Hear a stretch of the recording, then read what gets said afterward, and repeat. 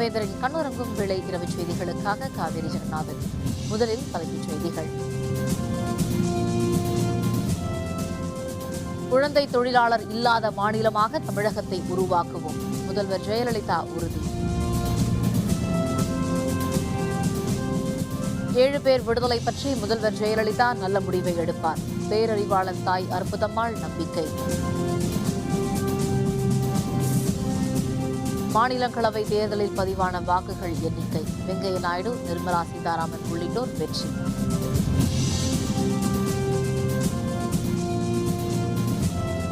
நடிகர் கலாபவன் மணி மரணம் தொடர்பான வழக்கு சிபிஐ விசாரிக்க கேரள அரசு முடிவு.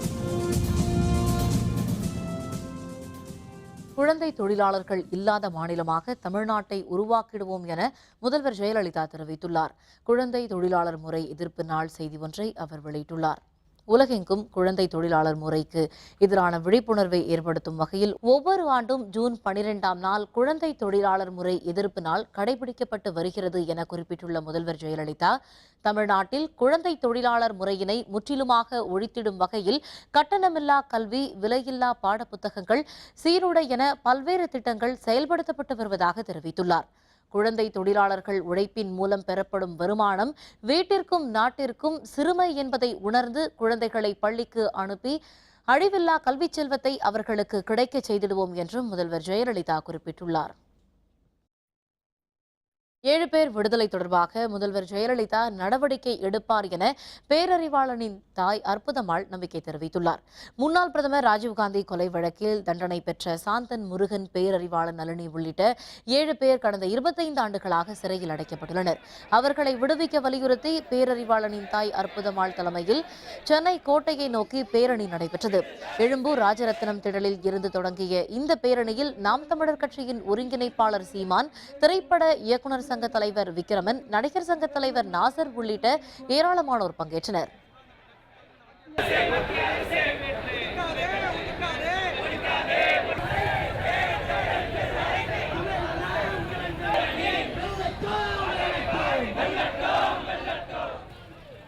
இருபத்தைந்து ஆண்டுகளுக்கு மேலாக சிறையில் வாடி வரும் பேரறிவாளன், முருகன், சாந்தன் உள்ளிட்ட 7 பேருடைய விடுதலை கோரி இவர்களை கருணை அடிப்படையில் 161 சட்டப்பிரிவை பயன்படுத்தி விடுதலை செய்யுமாறு நாங்கள் கோரிக்கை விடுக்கிறோம். முதல்வர் அவர்களும் நிச்சயமாக தாயுள்ளத்தோடு இதை பரிசீலனை செய்து விரைவில் அவர்களை விடுதலை செய்வார்கள் என்று நாங்கள் நம்புகிறோம். தமிழக முதலமைச்சர் அம்மா அவர்கள் ஏற்கனவே சட்டசபையில் தீர்மானம் நிறைவேற்றிட்டாங்க. அதற்கு உறுதுணையாகத்தான் இந்த பேரணி நடக்கிறது. அதாவது அவர்கள் நிறைவேற்றிய தீர்மானத்திற்கு ஆதரவாக நடக்கும் பேரணி இது. நிச்சயமாக இந்த பேரணிக்கு அப்புறம் அந்த 7 தமிழர்களுக்கும் விடுதலை கிடைக்கும் அப்படிங்கிற நம்பிக்கை இருக்குது. அவர்கள் விடுதலையை ஆவலோடு எதிர்நோக்கி காத்திருக்கும் உலகம் முழுக்க வாழும் கோடிக்கணக்கான தமிழர்களில் நானும் ஒருவன். சாந்தன், முருகன், பேரறிவாளன் போன்ற ஒரு 7 பேரை கிட்டத்தட்ட 25 வருஷமாக வச்சிருக்கிறாங்க. தமிழக அரசு ஏற்கனவே ஒரு முறை விடுதலை கொடுத்தாங்க, சட்டம் நிறைவேற்றி. அதையும் நம்ம மத்திய அரசு செவி சாய்க்கலை. அதனால் மத்திய அரசு மாநிலத்தை நோக்கி நாங்கள்லாம் இவ்வளோ பேர் கட்சி வேறுபாடின்றி, அரசியலமைப்பு வேறுபாடின்றி கலைஞர்கள், நடிகர்கள் எல்லாருமே இதில் கலந்துட்டு இருக்கிறோம். நிச்சயமாக அவர்கள் விடுதலை தரணும்னு வேண்டிக்கிறேன். சென்னை தலைமைச் செயலகம் அருகே பேரணி நிறைவு பெற்றது. அற்புதம்மாள் உள்ளிட்டோர் முதல்வரின் தனிப்பிரிவில் 7 பேரை விடுவிக்க கோரி மனு அளித்தனர்.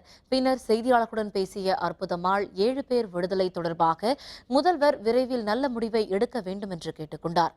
பேரணியில் பங்கேற்ற அனைவருக்கும் நன்றி என்றும் உரிய பாதுகாப்பு அளித்த காவல்துறையினருக்கு நன்றி எனவும் அற்புதம்மாள் தெரிவித்தார்.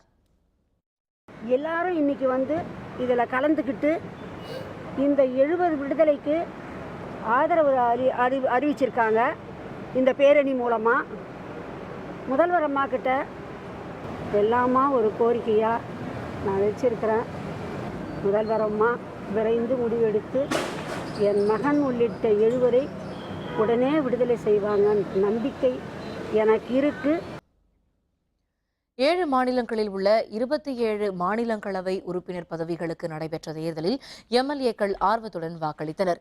தமிழகம் உட்பட 15 மாநிலங்களில் காலியான 57 மாநிலங்களவை உறுப்பினர் பதவிகளுக்கான தேர்தல் கடந்த மாதம் அறிவிக்கப்பட்டது.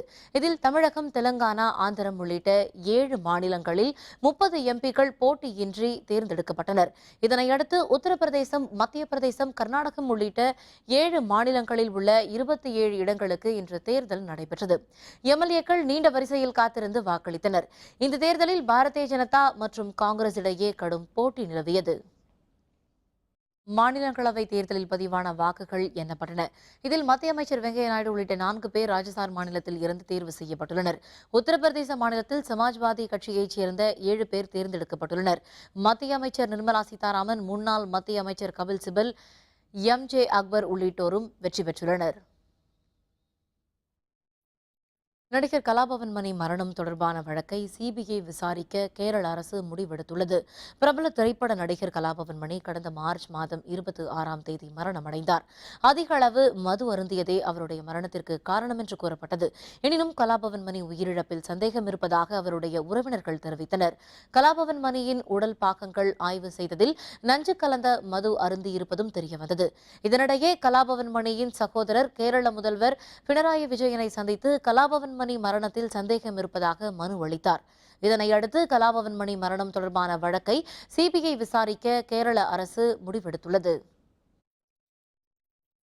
பிரபல தொழிலதிபர் விஜய் மல்லையாவின் 1411 கோடி ரூபாய் மதிப்பிலான சொத்துக்கள் முடக்கப்பட்டுள்ளன. 9000 கோடி ரூபாய் அளவிற்கு பொதுத்துறை வங்கிகளில் கடன் பெற்ற விஜய் மல்லையா லண்டனுக்கு தப்பிச் சென்றார். இது தொடர்பாக வழக்கு பதிவு செய்துள்ள சிபிஐ மற்றும் அமலாக்கத்துறை விசாரணை மேற்கொண்டுள்ளது. லண்டனில் பதுங்கியுள்ள மல்லையாவை இந்தியாவிற்கு கொண்டுவர தேவையான நடவடிக்கைகள் எடுக்கப்பட்டு வருகின்றன. தேடப்பட்டு வரும் குற்றவாளியாக அறிவிக்க வலியுறுத்தி தில்லி சிறப்பு நீதிமன்றத்தை அமலாக்கத்துறை கேட்டுக் கொண்டுள்ளது. இதனிடையே விஜய் மல்லையாவின் 1411 கோடி ரூபாய் மதிப்பிலான சொத்துக்களை அமலாக்கத்துறை முடக்கியுள்ளது. புதுச்சேரி பேரவை தேதி குறிப்பிடாமல் ஒத்திவைக்கப்படுவதாக பேரவைத் தலைவர் வைத்திலிங்கம் அறிவித்துள்ளார். புதுச்சேரியில் 14வது சட்டப்பேரவை இன்று காலை கூடியது. பேரவைத் தலைவராக முன்னாள் முதல்வர் வைத்திலிங்கம், துணைத் தலைவராக சிவக்கொழுந்தும் பொறுப்பேற்றனர். இதனையடுத்து முதல்வர் நாராயணசாமியும் எம்எல்ஏக்களும் அவர்களுக்கு வாழ்த்து தெரிவித்தனர். முன்னாள் முதல்வர் ரங்கசாமி தலைமையிலான என்ஆர் காங்கிரஸ் எம்எல்ஏக்கள் பேரவையை புறக்கணித்தனர். அலுவல் நடவடிக்கைகளுக்கு பிறகு தேதி குறிப்பிடாமல் ஒத்திவைக்கப்படுவதாக பேரவைத் தலைவர் வைத்திலிங்கம் அறிவித்தார். 20 தமிழர்கள் படுகொலை விவகாரத்தில் விசாரணை அறிக்கையை தாக்கல் செய்ய ஆந்திர அரசுக்கு அந்த மாநில உயர்நீதிமன்றம் உத்தரவிட்டுள்ளது. திருப்பதி சேஷாசலம் வனப்பகுதியில் செம்மரம் கடத்தியதாக ஆந்திர மாநில காவல்துறையினரால் 20 தமிழர்கள் சுட்டுக் கொல்லப்பட்டனர். பெரும் அதிர்ச்சியை ஏற்படுத்திய இந்த சம்பவம் தொடர்பாக விசாரணை நடத்த டிஐஜி தலைமையிலான விசாரணை குழு அமைக்க ஆந்திர அரசு உத்தரவிட்டது. சுட்டுக் கொல்லப்பட்ட தமிழர்களின் உறவினர்கள் மற்றும் மனித உரிமை ஆணையம் சார்பில் இது தொடர்பாக ஆந்திர மாநில நீதிமன்றத்தில் வழக்கு தொடரப்பட்டது. வழக்கு விசாரணையின் போது ஆந்திர மாநில காவல்துறையின் விசாரணை அறிக்கையில் குறைபாடுகள் இருப்பதாக பலியானவர்களின் உறவினர்கள் தரப்பில் தெரிவிக்கப்பட்டது. இதனையடுத்து ஆந்திர மாநில காவல்துறையின் முழு விசாரணை அறிக்கையை உயர்நீதிமன்றத்தில் தாக்கல் செய்யுமாறு நீதிபதிகள் உத்தரவிட்டனர். வழக்கு விசாரணை ஜூலை 8ஆம் தேதிக்கு ஒத்திவைக்கப்பட்டது. நெய்வேலி என்எல்சி நிறுவனத்தில் பணிபுரியும் ஒப்பந்த தொழிலாளர்கள் வேலைநிறுத்தம் 2 வாரத்திற்கு ஒத்திவைக்கப்பட்டுள்ளது. நெய்வேலி என்எல்சி நிறுவனத்தில் பணிபுரியும் ஜீவா ஒப்பந்த தொழிலாளர்கள் சங்கத்தினர் இன்று இரவு முதல் பல்வேறு கோரிக்கைகளை வலியுறுத்தி வேலைநிறுத்த போராட்டம் நடைபெறும் என்று அறிவித்திருந்தனர். இதனிடையே சென்னை சாஸ்திரி பவனில் உள்ள மத்திய தொழிலாளர் துறை அலுவலகத்தில் இன்று முத்தரப்பு பேச்சு நடைபெற்றது. இதில் ஜீவா தொழிற்சங்கத்தினர், என்எல்சி நிர்வாக தரப்பினர், மத்திய தொழிலாளர் துறையின் உதவி ஆணையர் உள்ளிட்டோர் முத்தரப்பு பேச்சில் பங்கேற்றனர். முக்கிய கோரிக்கைகளை ஏற்பதாக என்எல்சி நிர்வாக தரப்பில் தெரிவிக்கப்பட்டது. இதனை அடுத்து வேலைநிறுத்த போராட்டம் 2 வாரத்திற்கு தற்காலிகமாக ஒத்திவைக்கப்பட்டுள்ளதாகவும் மீண்டும் வரும் 23ஆம் தேதி பேச்சுவார்த்தை நடைபெறும் எனவும் ஜீவா தொழிற்சங்கத்தினர் தெரிவித்தனர். நாங்கள் முன்வைத்த கோரிக்கையை ஒரு பகுதியை நிர்வாகமும் அதேபோல தொழிலாளர் துறை உதவி ஆணையரும் ஏற்றுக்கொண்டு அமுல்படுத்த உறுதியளித்ததால் இன்று இரவு நாங்கள் நடத்தவிருந்த காலவரையற்ற வேலைநிறுத்தத்தை தற்காலிகமாக ஒத்திவைப்பது என்று முடிவெடுத்திருக்கிறோம். அதேபோல பணி நிரந்தரம் சம்பந்தமாக என்எல்சி நிர்வாகத்திடம் பேசுவதற்கு 2 வார காலம் அவகாசத்தை தொழிலாளர் துறை கேட்டிருக்கிறார்கள். மீண்டும் 23ஆம் தேதி சுமூகமாக இறுதி முடிவு எட்டப்படுவதற்கு உண்டான வாக்குறுதியை அவர் அளித்திருப்பதால் இந்த வேலைநிறுத்தத்தை தற்காலிகமாக நாங்கள் ஒத்திவைக்க முடிவு செய்திருக்கிறோம். அமெரிக்காவுக்கு ஆதரவாக செயல்படும் இந்தியா, இந்திய கம்யூனிஸ்ட் குற்றச்சாட்டு. விவரம் விளம்பர இடைவேளைக்கு பிறகு.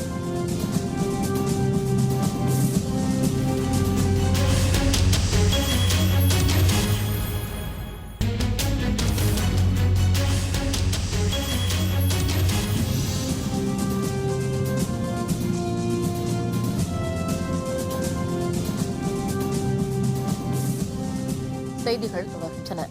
இந்தியாவின் வெளியுறவு கொள்கையில் வெளிப்படைத்தன்மை இல்லை என்றும் அமெரிக்காவுக்கு ஆதரவாக இந்தியா செயல்படுவதாகவும் இந்திய கம்யூனிஸ்ட் கட்சி குற்றம் சுமத்தியுள்ளது. சென்னை தியாகராய நகரில் உள்ள இந்திய கம்யூனிஸ்ட் கட்சியின் தலைமை அலுவலகத்தில் கட்சியின் செயற்குழு கூட்டம் நடைபெற்றது. கட்சியின் மூத்த தலைவர் நல்லக்கனு, தேசிய செயலர் டி ராஜா, மாநில செயலர் ரா முத்தரசன் உள்ளிட்டோர் பங்கேற்றனர். 7 பேர் விடுதலை, விவசாய கடன் தள்ளுபடி உள்ளிட்ட கோரிக்கைகளை வலியுறுத்தி செயற்குழு கூட்டத்தில் தீர்மானம் நிறைவேற்றப்பட்டது. பின்னர் செய்தியாளர்களுடன் பேசிய டி ராஜா, தமிழக மீனவர்கள் பிரச்சினைக்கு இதுவரை தீர்வு காணப்படவில்லை என்று தெரிவித்தார். பாரதிய ஜனதா அளித்த தேர்தல் வாக்குறுதிகள் நிறைவேற்றப்படவில்லை என்றும், கருப்பு பண மீட்பு விவகாரத்தில் மத்திய அரசு தோல்வியடைந்துள்ளதாகவும் அவர் கூறினார். மீனவர்களுடைய பாரம்பரியமான மீன் பிடிக்கிற உரிமையை காப்பாற்றுவதற்கு இன்றைக்கு போதுமான முயற்சிகளை எடுக்கவில்லை என்பதை நாம் பார்க்க வேண்டும். எனவேதான் இந்த கச்சத்தீவு உடன்பாடு மறு ஆய்வுக்கு உட்படுத்தப்பட வேண்டும். விவசாயிகள் பட்டிருக்கிற கடன்களை முழுமையாக தள்ளுபடி செய்ய வேண்டும். அதற்கான உரிய நடவடிக்கைகளை மாநில அரசு மேற்கொள்ள வேண்டும் என்று கட்சியினுடைய நிர்வாகக் குழு கேட்டுக்கொள்கிறது. தமிழகத்தில் 2 நாட்கள் நடைபெறும் டான்செட் நுழைவுத் தேர்வில் 39,930 பேர் பங்கேற்கின்றனர். தமிழகத்தில் அரசு மற்றும் அரசு உதவி பெறும் பொறியியல் கல்லூரிகள், கலை அறிவியல் கல்லூரிகளில் MBA, MCA முதுநிலை பொறியியல் படிப்புகள் டான்செட் நுழைவுத் தேர்வு அடிப்படையில் மாணவர் சேர்க்கை நடத்தப்படுகிறது. தமிழகம் முழுவதும் 34 இடங்களிலும், சென்னையில் 10 இடங்களிலும் டான்செட் நுழைவுத் தேர்வு இன்றும் நாளையும் நடைபெறுகிறது. இதில் தமிழகம் முழுவதும் 39,930 பேர் பங்கேற்கின்றனர். நுழைவுத் தேர்வு முடிவுகள் 2 வாரத்தில் வெளியிடப்படும் என்றும், அதன் பிறகு விண்ணப்ப விநியோகம் தொடங்கும் எனவும் பொது நுழைவுத் தேர்வு இயக்குநர் மல்லிகா தெரிவித்தார். இந்த தேர்வை எழுதி முடித்த பிறகு 2 வாரங்களில் தகவல் வெளியிடப்படும். டான்கா என்ற அப்ளிகேஷன் டவுன்லோட் செய்து மாணவர்கள் அப்ளை பண்ண வேண்டும். அதன் பிறகுதான் கவுன்சிலிங் டேட் தெரிவிக்கப்படும். எம்சிஏ என்ட்ரன்ஸ் எக்ஸாமுக்காக வந்திருக்கேன். நான் நல்லா பண்ணியிருக்கேன். ஆனால் எப்படி கொஷின்ஸ் கொஞ்சம் பரவாயில்ல, ஈஸியாக தான் இருந்தது. பாப்பா எனக்கும் நல்ல காலேஜ் கிடைக்கணும் ஒரு நம்பிக்கை இருக்குது. ஃப்யூச்சர் அம்பிஷன் ஒரு நல்ல ஐடி இதில் பண்ணணுன்ட்டு. பிசிஏ முடிச்சிருக்கேன். பேப்பர் ஈஸியாக தான் இருந்தது. எக்ஸ்பெக்ட் பண்ணுற கவர்மெண்ட் காலேஜ் கிடைக்கணும். ஃப்யூச்சர் MCA முடிச்சுட்டு ஐடி கம்பெனியில் ஒர்க் பண்ணணும்னு ஆசைப்படுறேன். கம்ப்யூட்டர் சயின்ஸ் படிச்சிருக்கேன் நான். இப்போ எழுதின கொஸ்டின் பேப்பர் பரவாயில்ல, நல்லா இருந்துச்சு. இன்னும் கொஞ்சம் நல்லா பார்த்துட்டு தான் கொஞ்சம் நல்லா எழுதிருக்கலாம், பெட்டராக பண்ணியிருக்கலாம். நல்ல காலேஜ் கிடைக்கணும்னு பார்க்குறேன். வாணியம்பாடி அருகே ஷேர் ஆட்டோ மீது தனியார் பேருந்து மோதிய விபத்தில் 7ஆம் வகுப்பு பள்ளி மாணவி உள்பட 5 பேர் பலியாகினர். வேலூர் மாவட்டம் ஆலங்காயம் சாலையில் உள்ள நேதாஜி நகர் பகுதியில் ஷேர் ஆட்டோ மீது தனியார் பேருந்து மோதி விபத்திற்குள்ளானது. இந்த விபத்தில் ஆட்டோவில் பயணம் செய்த 7ஆம் வகுப்பு பள்ளி மாணவி உள்பட 5 பேர் பலியாகினர். இதனால் ஆத்திரமடைந்த அப்பகுதி மக்கள் சாலை மறியல் போராட்டத்தில் ஈடுபட்டனர். காவல்துறையினரின் பேச்சுவார்த்தையை அடுத்து போராட்டம் கைவிடப்பட்டது. இங்கே கிட்டத்தட்ட இந்த 5 வருட காலத்தில் ஒரு 15-20 பேர் இதே இடத்துல இறந்துருக்காங்க. இதை சரியான ஒரு சாலை வசதியாக பராமரிக்காததுனால இந்த விபத்து இங்கே ஏற்படுது. இதுக்கு அரசோ இதுக்கு சார்ந்த அதிகாரியோ உடனே ஒரு நடவடிக்கை எடுத்து பண்ணால் அந்த பாதையை சீரமைச்சிட்டா இந்த விபத்து வர்றதுக்கான வாய்ப்பு ரொம்ப குறைவாக இருக்கும். வல்லூர் அனல் மின் நிலையத்தில் மீண்டும் ஏற்பட்ட பழுது காரணமாக 500 மெகாவாட் மின் உற்பத்தி பாதிக்கப்பட்டுள்ளது. திருவள்ளூர் மாவட்டம் வல்லூரில் தேசிய அனல் மின் கழகம் மற்றும் தமிழ்நாடு மின் உற்பத்தி மற்றும் பகிர்மான கழகத்தின் கூட்டு முயற்சி சார்பில் 3 அலகுகளில் மொத்தம் 1500 மெகாவாட் மின்சாரம் உற்பத்தி செய்யப்பட்டு வந்தது. 2வது அலகில் ஏற்பட்ட பழுது இன்று காலை சரி செய்யப்பட்ட நிலையில் முதல் அலகில் பழுது ஏற்பட்டுள்ளது. இதனையடுத்து 500 மெகாவாட் அளவிற்கு மின் உற்பத்தி பாதிக்கப்பட்டுள்ளது.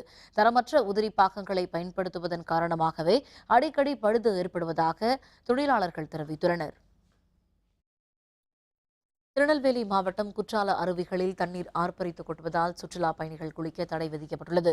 திருநெல்வேலி மாவட்டத்தில் மேற்கு தொடர்ச்சி மலைப்பகுதிகளில் கடந்த சில நாட்களாக மழை பெய்வதால் குற்றால அருவிகளில் தண்ணீர் வரத்து அதிகரித்துள்ளது. பிரதான அருவி, ஐந்தருவி, பழைய குற்றால அருவி, புலி அருவி, சிற்றருவி என அனைத்து அருவிகளிலும் நீர்வரத்து அதிகமாக உள்ளது. இதன் காரணமாகவும் இன்று விடுமுறை என்பதாலும் ஏராளமான சுற்றுலா பயணிகள் அங்கு வந்திருந்தனர். எனினும் தண்ணீர் வரத்து அதிகமாக இருப்பதால் சுற்றுலா பயணிகள் குளிக்க தடை விதிக்கப்பட்டுள்ளது.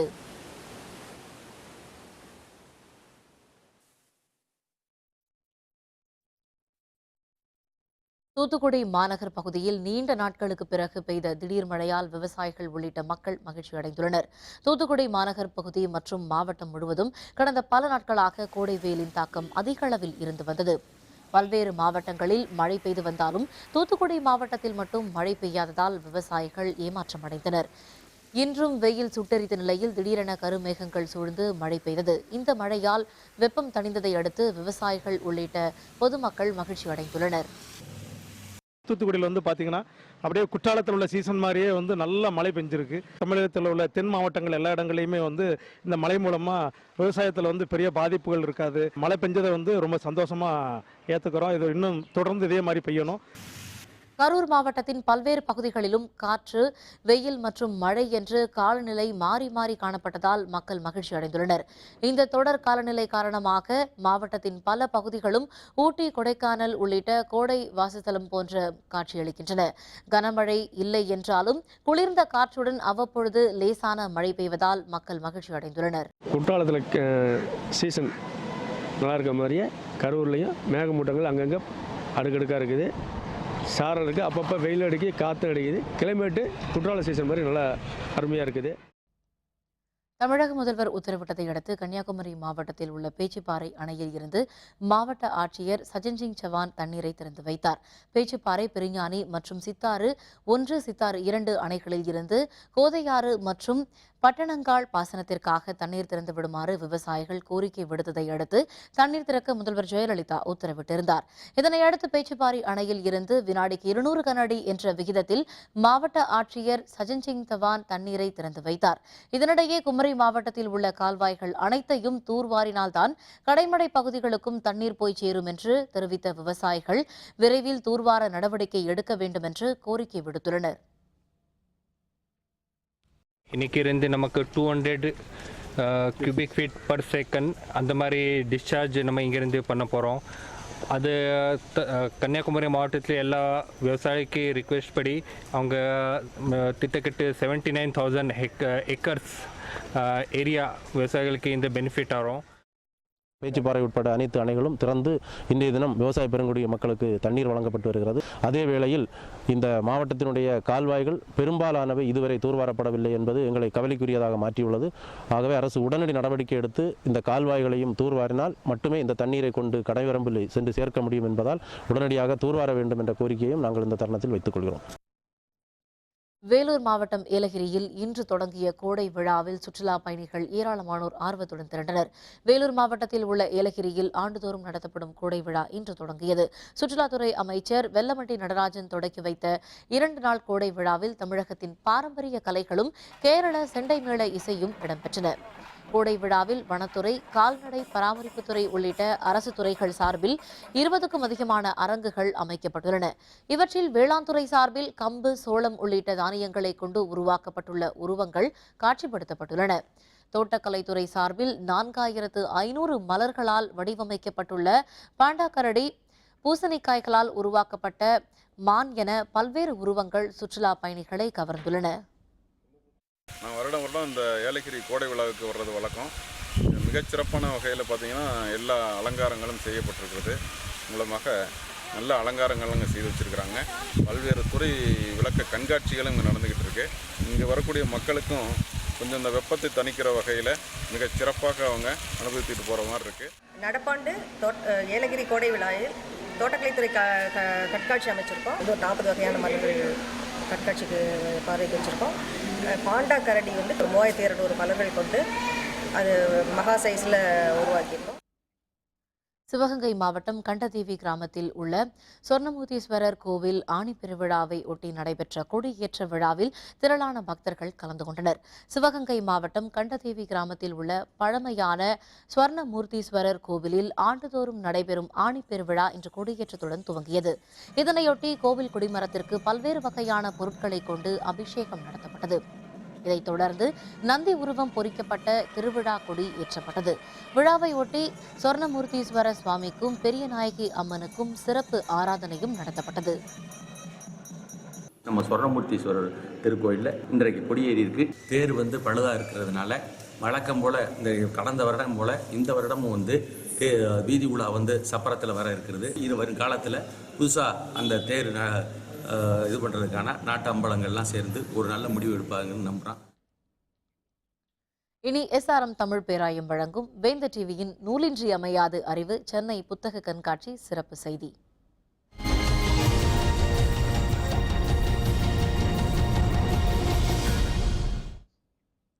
எழுத்தாளர்கள் மீது தாக்குதல் நடக்காத வகையில் மாநில அரசு பாதுகாப்பளிக்க வேண்டும் என்று மார்க்சிய கம்யூனிஸ்ட் கட்சியின் மாநில செயலர் G. ராமகிருஷ்ணன் வேண்டுகோள் விடுத்துள்ளார். பாரதி புத்தகாலயம் சார்பில் பழங்குடியின மக்களின் வாழ்க்கை வரலாறு பற்றிய மகாஸ்வேத தேவி என்ற கதை புத்தகத்தை சென்னை புத்தக கண்காட்சியில் அவர் வெளியிட்டார். அதன் பின்னர் செய்தியாளர்களுடன் பேசிய அவர், மாதொருபாகன் எழுதிய பெருமாள் முருகன் மீது நடத்தப்பட்ட தாக்குதல் போன்று எழுத்தாளர்கள் மீது தாக்குதல் நடக்காமல் இருக்க மாநில அரசு பாதுகாப்பளிக்க வேண்டும் என்று கேட்டுக்கொண்டார். எழுத்தாளர்களுடைய பதிப்பகங்களுடைய எழுத்தினுடைய பேச்சினுடைய சுதந்திரத்தை பாதுகாப்பதற்கு அரசு முன்வரணும். அவர் இந்த உரிமைகளை பாதுகாப்பதற்காக எங்கள் இயக்கமும் ஜனநாயக இயக்கமும் தொடர்ந்து போராடும். பழனியப்பா பிரதர்ஸ் சார்பாக வெளியிடப்பட்ட இந்திய வரலாறு பற்றிய புத்தகம் மறுபதிப்பு செய்யப்பட்டு அதிக அளவில் விற்பனையாவதாக பதிப்பகத்தின் சார்பில் பேசிய எம் துரைமாணிக்கம் தெரிவித்தார். கோபக் சேஷாச்சி எழுதின சேரர் கோட்டை நூல் வந்து எங்கள்கிட்ட வந்து முதல் பதிப்பாக வெளியே வந்திருக்கு. அந்த நூல் எங்கள்கிட்ட இப்போ வந்து நல்ல வரவேற்பை பெற்று நல்லா விற்றுக்கிட்டு இருக்கு. எங்களோட ரீப்ரிண்ட் புத்தகமான இந்திய வரலாறு, மதராசப்பட்டினம், இந்த மாதிரி புத்தகங்கள் இந்த புக் ஃபேரில் அதிகப்படியான சேல்ஸான புத்தகங்கள். காட்சிக்காக வைக்கப்படுவதில் புத்தகங்களுக்கு பெருமை இல்லை என்றும் அவை அறிவு சார்ந்த விஷயங்கள் எனவும் எஸ். ராமகிருஷ்ணன் தெரிவித்தார். புத்தக வாசிப்பு குறைந்து போனதற்கு திரைப்படங்கள் உள்ளிட்ட ஊடகங்களே காரணம் என்றும் மேலும் அவர் தெரிவித்தார். ஆண்டுக்கு ஆண்டு புத்தக கண்காட்சிக்கு புதிய புத்தகங்களுடைய வருகை அதிகமாகிட்டே இருக்குது. புத்தகம் வாங்குகிறவர்களும் அதிகமாகிட்டே இருக்கிறாங்க. ஆனால் படிப்பவர்கள் குறைஞ்சிக்கிட்டே வராங்க. புத்தகம் வாங்குகிற சக்தி நமக்கு அதிகமாக இருக்குங்கிறது சந்தோஷப்பட்டுக்கலாம். படிக்கிற அளவு குறைஞ்சிக்கிட்டே இருக்குது. குறிப்பாக ஊடகங்களுடைய தாக்கத்தால் புத்தகம் படிப்பவர்களுடைய எண்ணிக்கை குறைஞ்சிருக்கு. இன்று சனிக்கிழமை விடுமுறை நாள் என்பதால் சென்னை புத்தக கண்காட்சியின் 11வது நாளான இன்று அதிக எண்ணிக்கையில் வாசகர்கள் வந்தனர். பெரியவர்கள் மட்டுமல்லாது சிறியவர்களும் திரளாக புத்தக காட்சிக்கு வந்திருந்தனர். புத்தக கண்காட்சியில் பல துறைகளை சார்ந்த புத்தகங்கள் இருப்பது வரவேற்க வேண்டிய விஷயம் என பலரும் குறிப்பிட்டனர். நான் இதுக்கு முன்னாடி இங்கே வந்ததில்லை, ஃபர்ஸ்ட் டைம் இப்போ தான் வரேன். ஃபிக்ஷன் அதெல்லாம் வாங்கினேன், புக்ஸு. ஷெர்லாக் ஹோம்ஸ் எல்லாம் நிறையா இருந்தது. அப்புறம் கிடைக்காத சில புக்ஸ் எல்லாம் இங்கே கிடச்சிது. நல்லா இருந்துச்சு. ஆக்சுவலி புக்ஸ்னால் ரொம்ப இன்ட்ரெஸ்ட் எங்களுக்கெல்லாம், எல்லாருக்கும் தான். ஸோ எல்லோரும் சேர்ந்து புக்ஸ் வாங்க வந்தோம். எல்லாம் லேட்டஸ்ட் கலெக்ஷன்ஸும் இருக்குது இங்கே. நான் மிஸ்ட்ரீஸ் அந்த மாதிரி படிப்பேன். மிஸ்ட்ரீஸ் தமிழ் புக்ஸும் படிப்பேன். தமிழ் புக்ஸ் ஜெயகாந்த் நாவல் வாங்கியிருக்கேன். இங்கிலீஷில் வந்து சிசிலியா எஹென், டான் ப்ரவுன் அவங்க புக்ஸ் தான் வாங்கியிருக்கேன், படிப்பேன். இப்போ பார்த்தா நிறைய கலெக்ஷன்ஸ்லாம் நிறைய இருக்குது. புக்ஸ் வாங்கியிருக்கேன். இன்றைக்கி ஒரு 3000 ரூபாய்க்கு புத்தகங்கள் வாங்கியிருக்கிறேன். பார்த்தா இலக்கியம், அரசியல், பொதுவாக கட்டுரைகள் புக்கும் நிறைய கிடைக்குதுங்க. நிறைய வாசிக்கிறோன்னு வச்சுங்களேன், பல வருஷங்கள் வாழ்ந்தவருடைய வாழ்க்கை நம்ம அனுபவித்த மாதிரி ஒரு ஃபீலிங் ஒன்று இருக்கும். ரெண்டாவது வந்து ஆஸ்கார் வைல்டு சொன்ன மாதிரி வாசிப்புங்கிறது ஒரு முடிவில்லாத ஒரு செயல் சார்.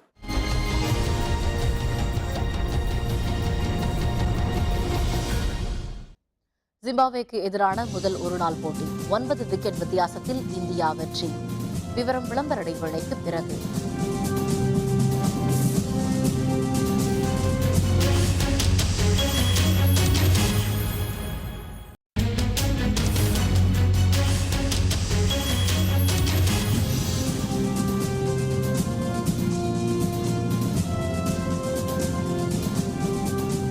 செய்திகள் தொடர்கின்றன. இனி அயலக செய்திகள்.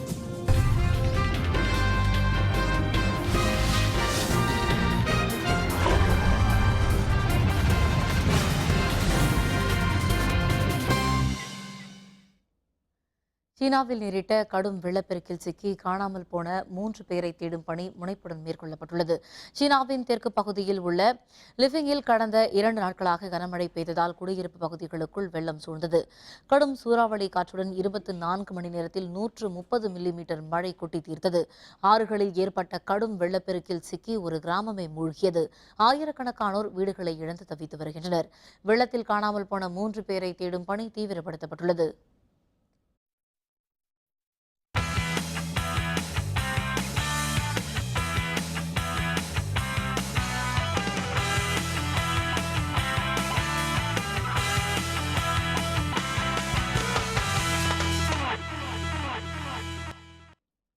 ஆஸ்திரேலிய ஓபன் பேட்மிண்டன் போட்டியின் இறுதிச் சுற்றுக்கு சாய்னா நேவால் முன்னேறினார்.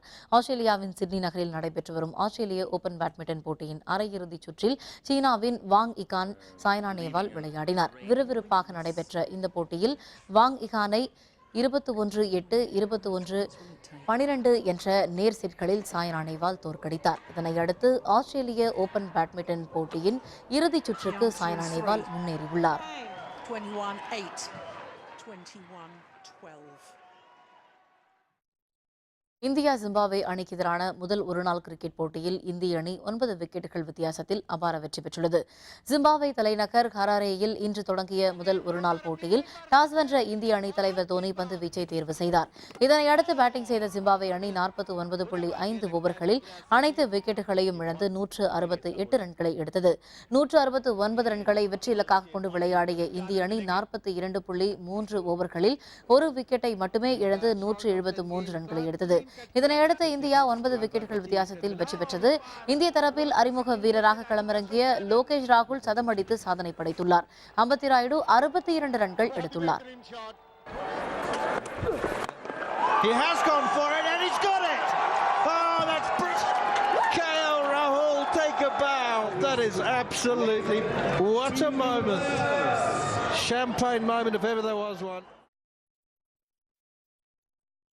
மீண்டும் தலைப்புச் செய்திகள்.